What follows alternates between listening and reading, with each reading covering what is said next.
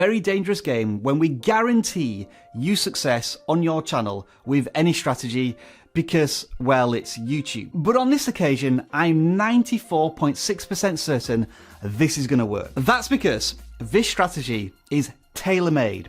It is bespoke for your channel. Now then, I'm Rob, welcome back to vidIQ, educating you on your YouTube journey, and today's lesson is all about using the data on your channel to make informed decisions that will get you to 1,000 subscribers. Now, as I say, because we are using data from your channel, you need a healthy amount of it, which is why I recommend having at least 25 videos published on your channel, ideally 50, 100 videos, fantastic. So if you're not quite there yet, just keep making videos on YouTube and have fun doing it. Okay then folks, join me on a journey into the YouTube Studio channel analytics. We're going into advanced mode and then selecting traffic source as our filter. There will be lots of clickable traffic sources now down at the bottom of the screen, and I want you to select suggested videos. And finally, in the top right hand corner of the screen, change the time period to 90 days so that we've got a good amount of data. If you're unfamiliar with this traffic source of suggested videos, this is when other videos on YouTube are suggesting your content. In basic terms, suggested views are the holy grail of YouTube because essentially YouTube is doing all of the discovery work for you. Imagine it from the viewer's point of view. They are watching video A and then they are suggested video B to watch next, or in the suggested column.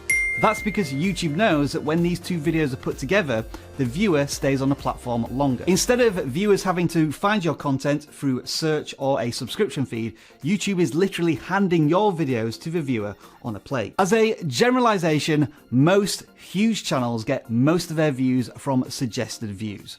So folks, let's not try and reinvent the YouTube wheel here. This strategy is so simple yet so often ignored. Pick one of your top 5 suggested videos from this list and make another video about the topic. Now I know that for some of you there may be 2 potential challenges with this. You're not really sure what idea to come up with, or it's your own video, so how do you make another video on that topic? To tackle the first challenge, I always say that if you're really passionate about your topic, you should have no problems coming up with video ideas. And this is why I recommend making 25, 50, 100 videos. It will train your creative YouTube mind to come up with ideas just like that. As for if the suggested video is one of your own videos, well, you can always make follow-up content. This is a perfect example of just that. I have chosen this video from the suggested list as my reference point for what you're watching right now. We're using 1,000 subscribers as the keyword, the anchor point of the video topic. But if you watch both videos, you'll discover the strategies and value provided are completely different. Now for a quick bonus tip. If you don't want to make a video based on your own suggested videos, then open up vidIQ's channel audit tool. Amongst a wealth of data, it will display the top suggested videos from other channels. This is important because it represents content relationships YouTube has formed between you and other creators. In this example, we have a strong presence in YouTube Shorts, starting gaming channels, and copyright. And if you are a vidIQ Boost user, you can expand the list to show even more suggested videos. So as I said earlier, the ultimate goal of every creator is to have as many suggested views as possible because it's effectively free advertising from YouTube. But as all small creators know, who are under 1,000 subscribers, this can be very hard to achieve. So to begin with, and this is my personal experience, you may want to also target search-driven content. And that's because, while to begin with, YouTube may not know what your content is about, viewers know what they're searching for, and you can help answer those searches with your videos. So again, let's gather around the YouTube Studio, and in channel analytics, go to advanced mode. Again, you want to go to traffic sources in the top left hand corner,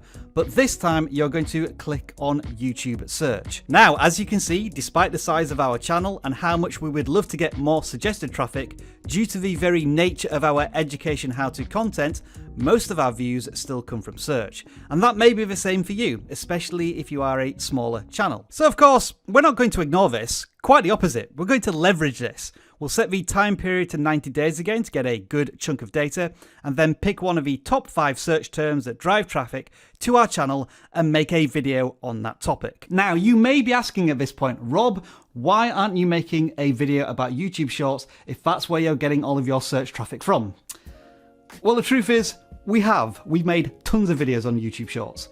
To be honest, at this point I'm a little embarrassed about how many videos I've made on YouTube Shorts, but it's been a huge news story over the last 6 months and a massive growth opportunity for creators, and I wanted to establish vidIQ as the authority on the topic. And we've done that. Pretty much every video we make on YouTube Shorts performs above our channel average. So going back to these search terms that drive traffic to our channel, what's left? Yeah, it's subscribers again. That's why we're making this video. Oh, and let me just add another quick cheeky plug for the channel audit tool that can show you all of this search-driven traffic, just with less clicks and more panache.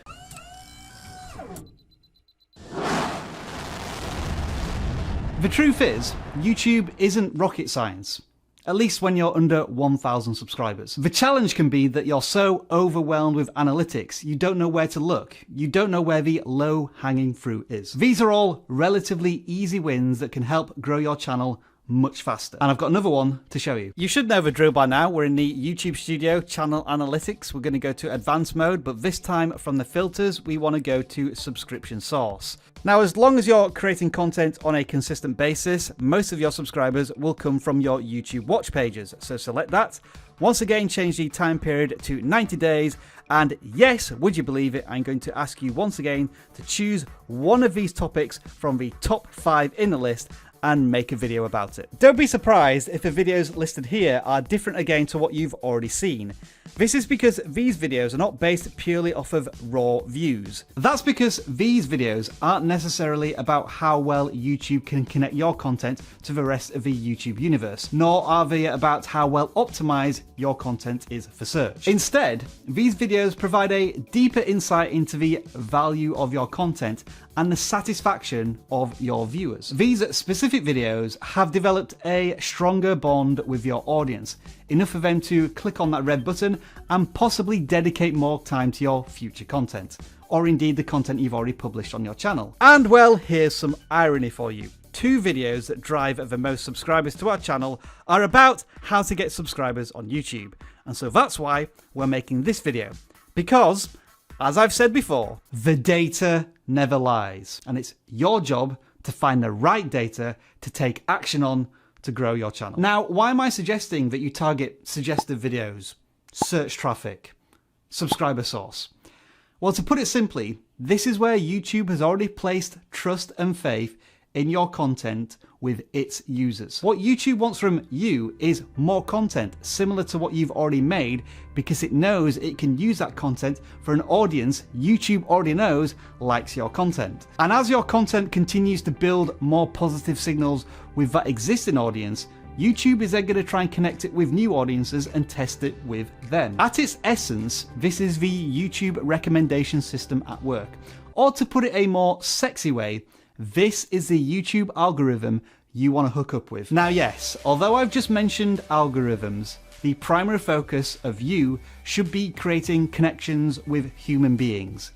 Many human beings, creating a community. But at the same time, it helps to build connections, patterns, data relationships with YouTube's ones and zeros. And by doing everything I've suggested in this video, you're doing just that by building consistency. Now, consistency at this point is a very common YouTube strategy, much like niching down, but it can be used in many different contexts. Today, we're not talking about a consistent output of X videos a week. We're talking about consistent output of video topic. And when you're consistent